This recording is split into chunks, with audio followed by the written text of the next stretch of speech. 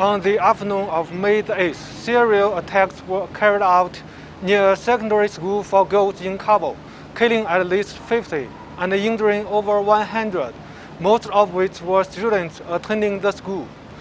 The recent abrupt U.S. announcement of complete withdrawal of forces from Afghanistan has led to a succession of explosive attacks throughout the country, worsening the security situation and threatening peace and stability, as well as people's life and safety.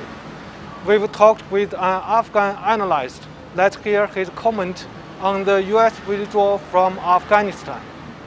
قربانی جنگ 20 ساله افغانستان طبیعتاً افغانستان و مردم افغانستان است که با خروج نیروهای امریکایی از افغانستان همچنان اینا در آتش جنگ خواهند سوخت و مشکلات زیاد عایدشون خواهد شد و این جنگ در این 20 سال توانست مردم افغانستان همچنان در خودش درگیر نگه بداره و با رفتن امریکایی ها اینا در جنگ همچنان درگیر خواهد ماندند و با بحث خروج نیروهای خارجی یک فصل جنگ به نحو پایان میپذیره، اما فصل اصلی جنگ که درگیر بودن مردم افغانستان در طرفهای جنگ با همدیگر است، زیر نام عنوانهای مختلف و در راستای منافع دیگران ادامه پیدا میکنه و فاجعه های سنگینی را با توجه به تجربه‌ای که داشتیم در قبال خواهد داشت.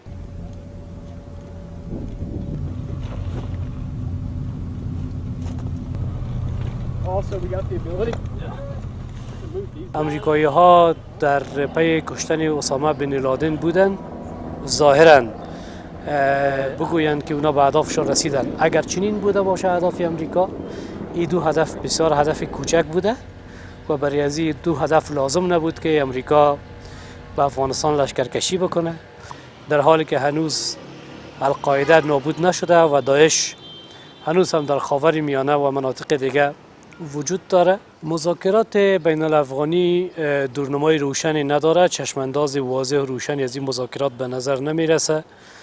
به نظر میرسه که ما در یک بنبست قرار می داشته باشیم. بله، ترکیه هم مانند دوحه درگیر بنبست ها خواهد بود.